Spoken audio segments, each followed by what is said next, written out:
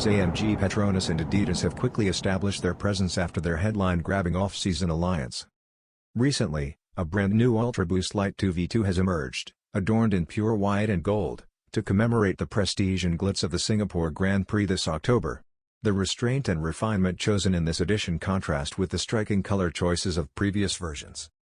Mercedes-AMG PETRONAS emblems at the tongue and three-stripe branding at the heel are among the branding features that contrast with the shoe's homogeneous white top and metallic gold embellishments on the heel clip.